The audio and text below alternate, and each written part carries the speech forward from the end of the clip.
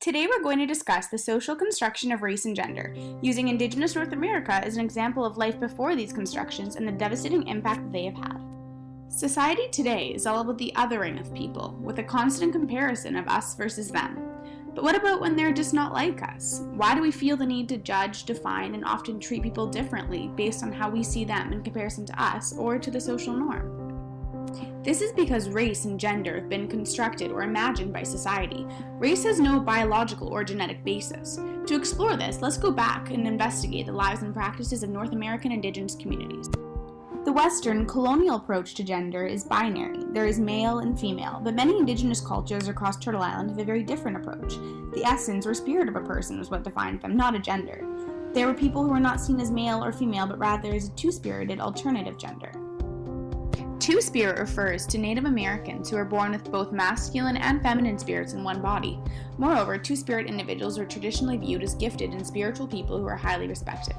Early colonizers were outraged at the sexual ambiguity of the two-spirited peoples, as they did not fit into the Christian gender binary roles and therefore were a threat to the colonizers' Christianity. Now, on to race. Traditionally, there are many accounts of Aboriginal tribes and communities taking in sick or stranded explorers and healing, protecting, and including them in their daily lives.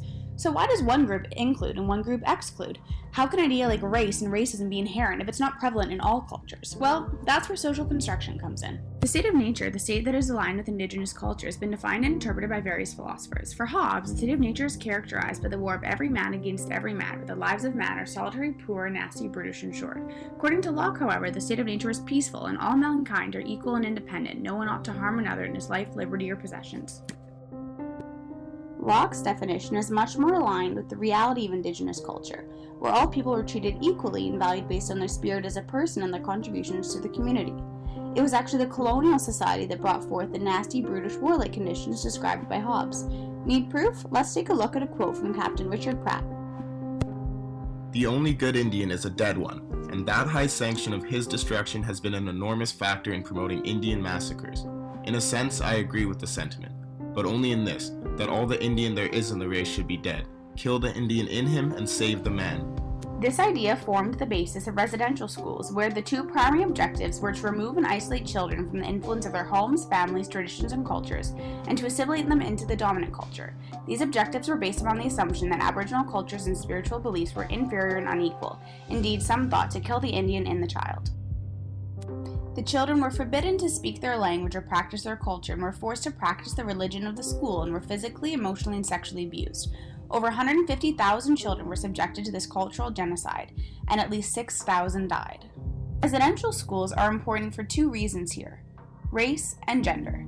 Let's start with race. Residential school curriculum undermined Aboriginal identity. One student said, "They are trying by all means to strip you of who you are as an Aboriginal person." They also referred to Indigenous peoples as redskins, and there are survivor accounts of how residential schools tried to whiten the red skin of children to bleach baths. Aboriginal people as a race were entirely discriminated against, and their race was seen as a problem that needed fixing. And there's even more to say about gender. A major component to settler colonialism in Canada was enforcing European gender norms into Indigenous communities, largely through residential schools. Boys and girls, as well as brothers and sisters, were completely separated in schools. The Truth and Reconciliation Commission recounts how Lena McCabe recalled the expectations for girls and boys there. "And we're not allowed to talk to the boys. One time she came to me, she just about choked me because, my shirt one button was open. She said, 'You want to show yourself to the men? You're boy crazy, your pants crazy,' things like that." Separation of genders had a devastating impact on the children and perpetuated victim blaming and gender-based clothing norms, an attitude still seen today with the victim blaming of sexual assault victims who were asking for it because of their clothing choices. Or, in the case of murdered and missing Indigenous women, some women's professions as sex workers deemed their disappearances unimportant or even unfounded and led to little or no investigation. But back to the separation of boys and girls. Whereas the European settlers had a very clear gender divide between male and female, many Indigenous communities had very different and diverse ideas of gender. So how does this fit into the residential school gender segregation? Walter Williams tells the story of a Navajo two-spirit child who was taken to the Carlisle Indian School in his book, The Spirit in the Flesh. His cousin, Phyllis Rogers, recounts how he came dressed as a girl, so school officials assumed he was female and placed him in the girls' dormitory. Then there was a lice infestation and all the girls were scrubbed down by teachers, so his male genitalia was discovered. Created using Powtoon.